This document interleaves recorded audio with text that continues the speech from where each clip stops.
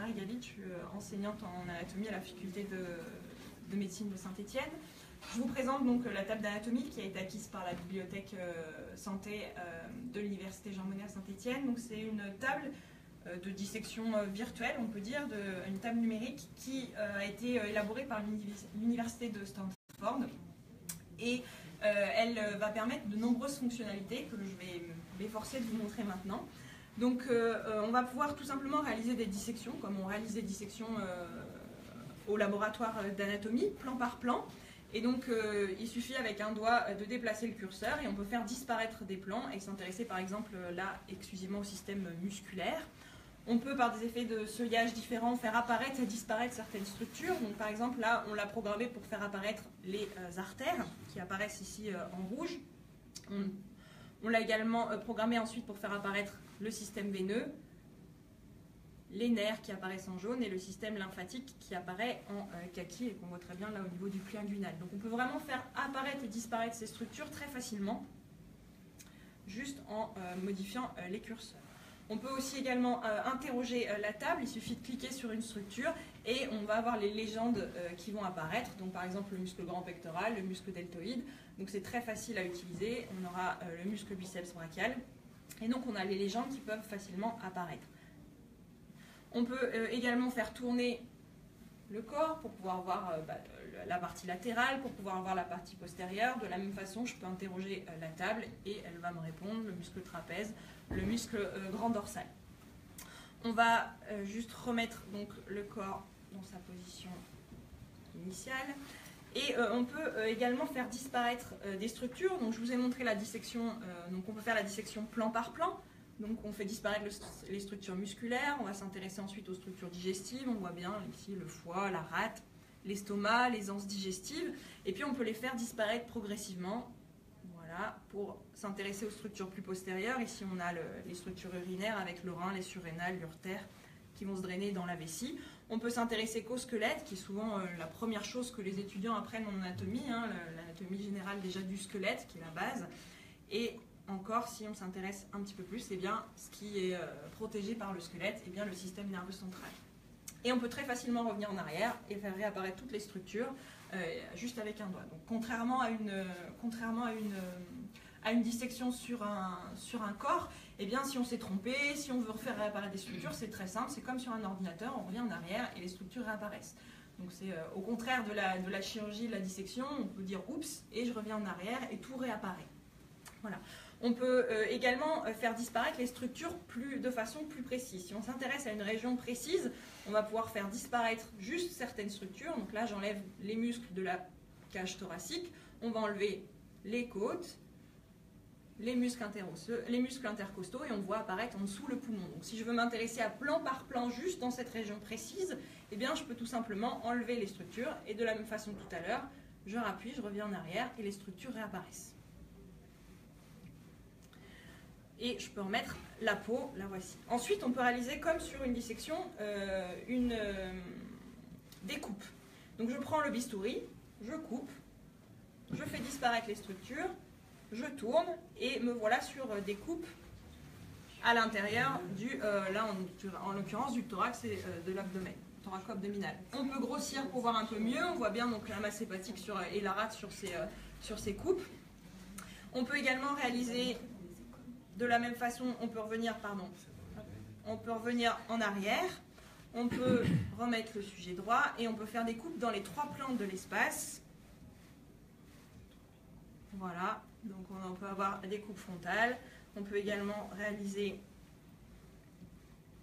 des coupes sagittales et je tourne et ça me permet de voir vraiment dans les 3 plans de l'espace. Je déplace, je zoome et je peux voir les structures qui m'intéressent. Avec 3 doigts, on peut déplacer le niveau de la coupe, avancer et reculer le niveau de la coupe. Donc on voit l'aorte apparaître et disparaître. Et plus rapidement, parce que c'est des coupes qui sont très fines, avec le curseur, on peut très rapidement se déplacer pour voir la coupe. Si les étudiants sont un peu perdus, eh bien ces niveaux de coupe, on peut les remettre. On peut les mettre, voilà, on va les faire comme ça. On peut les mettre sur les 3 plans de coupe, sagittal, horizontal et frontale, et on peut faire bouger ces niveaux de coupe et la ligne bouge en même temps et va nous montrer exactement où est-ce qu'on est situé. Donc ça nous permet vraiment de faire le parallèle par rapport à l'imagerie, notamment les scanners, les IRM, où vraiment on regarde les images de cette façon-là, en fait, tout simplement. Et donc ça permet de faire le parallèle entre la réalité, l'anatomie qu'on apprend aux étudiants, et vraiment l'imagerie qu'on voit à l'hôpital. On peut revenir tout simplement en arrière et on vous a préparé des dissections qui là pourraient servir par exemple à des cours pour faire à des étudiants. Et donc là on a préparé une dissection, je coupe, pardon, voilà, et je bouge le niveau, donc je modifie un petit peu le sujet et je bouge le niveau de coupe, donc on va le faire avec le curseur, ça va un petit peu plus vite. Et là on s'est intéressé au système cardio-pulmonaire qu'on peut tout simplement donc faire tourner. Voilà, pour le voir dans tous les sens de l'espace. On a mis des choses en transparence, en l'occurrence on a mis les poumons là en transparence pour pouvoir voir l'arbre artériel et veineux à l'intérieur des poumons qui est toujours un petit peu difficile à montrer aux étudiants, que ce soit en cours ou en dissection. Donc là il suffit de mettre des structures en transparence, on voit au travers et on peut colorer d'autres structures, ce qui nous permet vraiment de mettre en évidence certaines structures qui des fois sont difficiles à voir. On peut colorer vraiment les vaisseaux, là on a coloré l'aorte, on a coloré la veine cave inférieure.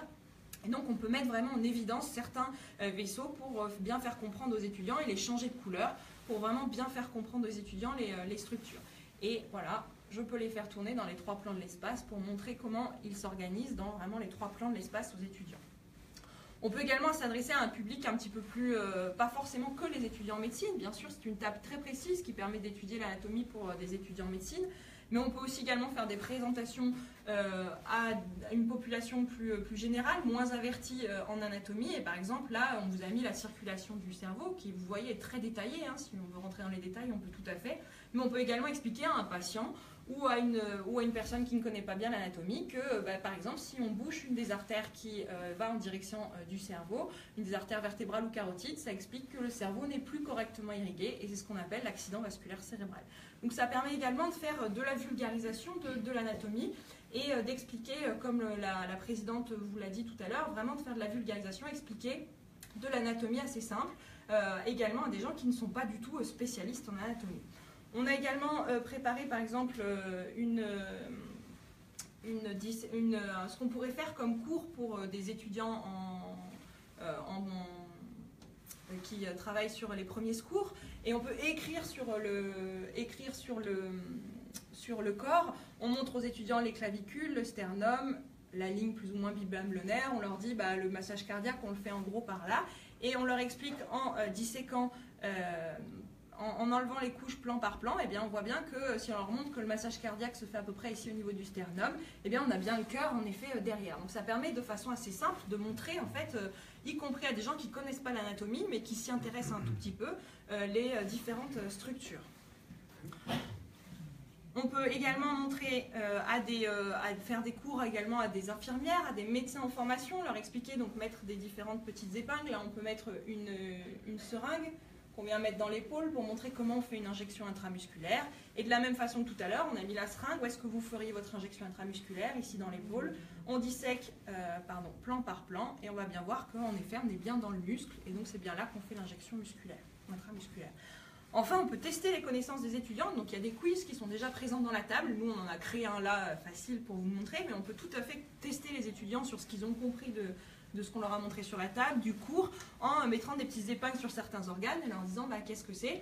Et on peut faire bouger le niveau de coupe, faire tourner pour leur montrer en plus l'organe dans sa globalité et dans sa structure entière. Il y a également une bibliothèque qui est, on vous a montré juste un décor, mais il y a une bibliothèque qui est dans la table d'anatomie, avec des cas ici qu'on voit qui sont pathologiques. Il y a des coupes d'animaux pour les gens qui s'intéressent à l'anatomie comparée avec les animaux. On a de nombreuses coupes histologiques qui peuvent être utilisées, des cas pathologiques. On a également, même pour ceux qui s'intéressent, des momies qui ont été incrémentées dans la table. On peut également incrémenter des scanners de patients dans la table, pour pouvoir voir des structures pathologiques et les montrer aux étudiants. Donc vraiment, elle a beaucoup de fonctionnalités, cette table. Très intéressante pour, bien sûr, les étudiants en anatomie, pour étudier de l'anatomie vraiment très précise sur certaines structures, pour l'utiliser pour des cours, pour leur montrer vraiment en 3 dimensions l'anatomie.